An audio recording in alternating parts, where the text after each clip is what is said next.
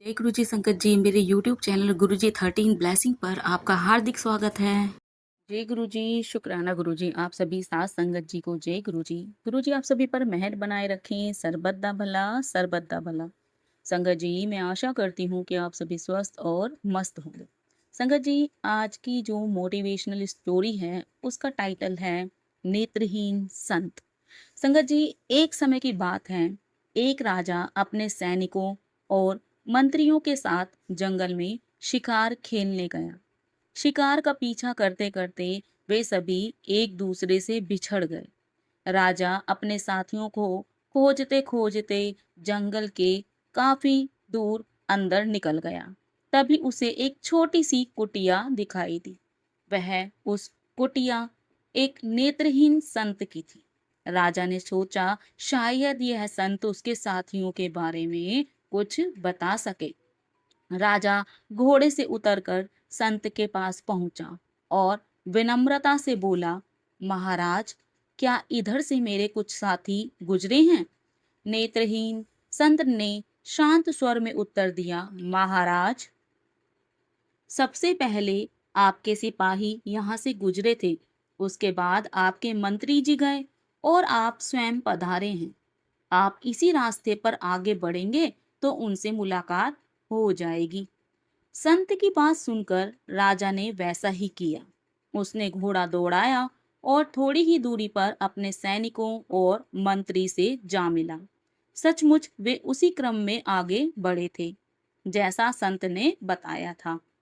यह बात राजा के मन में बार बार घूमने लगी कि एक नेत्रहीन संत को यह कैसे पता चला कि कौन सिपाही था, कौन मंत्री और कौन राजा।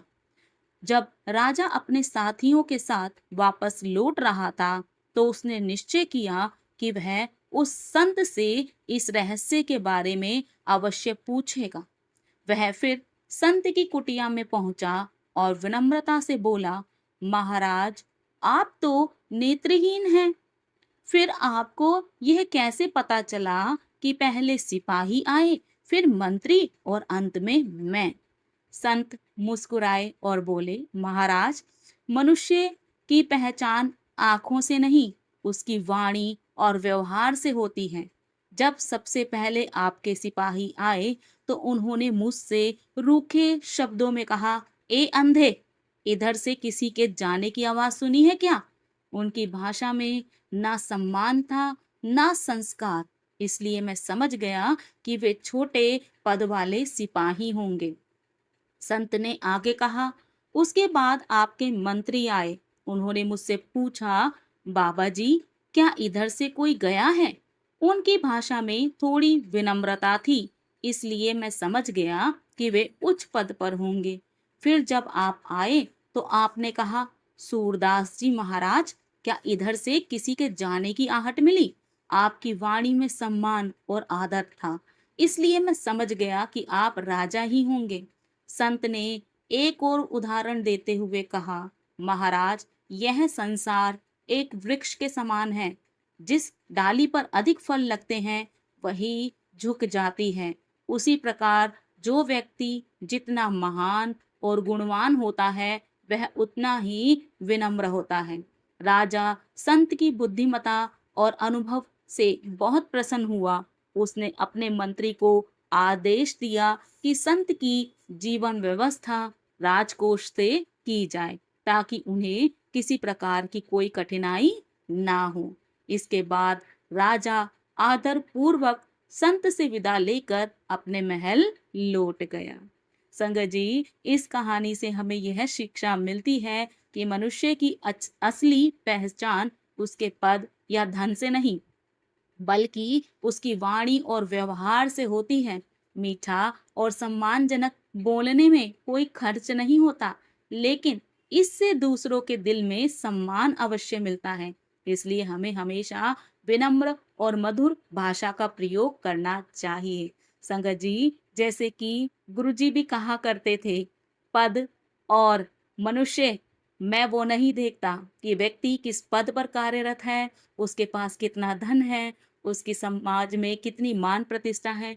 मैं तो सिर्फ संस्कार देखता हूँ। और गुरुजी के यहाँ पर आने वाली संगत साक्ष उस बात का साक्ष्य है, इस बात की साक्ष्य है कि वहां पर ना कोई ऊंचा है ना कोई नीचा है। गुरुजी सबको एक ही लाइन से पंक्ति से बैठकर लंगर कराते थे और एक ही थाली में 4 लोग लंगर करते थे। इसका ये बात कह सकते हैं साक्ष्य है ये बात। और हम सत्संग सुनते हैं, उसमें देखते भी हैं, और अभी भी अगर हम गुरुजी के मंदिर में जाते हैं, एक ही लाइन में सब बैठते हैं। कौन आपके बराबर में किस पद पर कार्यरत है आपको नहीं पता, कौन क्या कर रहा है आपको नहीं पता, सब एक लेवल पर ही बैठते हैं और किसी में कोई ऊंच नीच या भेदभाव नहीं है। गुरुजी भी कहा करते थे, नीवा होकर चलो, नीवा होकर चलोगे तो सब कुछ पा लोगे। कभी भी आपने देखा होगा कि हम गुरु से या किसी महान व्यक्ति से या किसी संत पुरुष से जब भी कुछ प्राप्त करना चाहते हैं ना, तो विनम्र होकर प्राप्त कर सकते हैं। लड़ाई झगड़ा करके सिर्फ राज्य का अधिकार प्राप्त कर सकते हैं, किसी के दिल पर विजय प्राप्त नहीं कर सकते संगत जी। और आज मैं अपनी वाणी को यही विराम दूंगी। जय गुरु जी, शुक्राना गुरु जी, जय जय गुरु जी।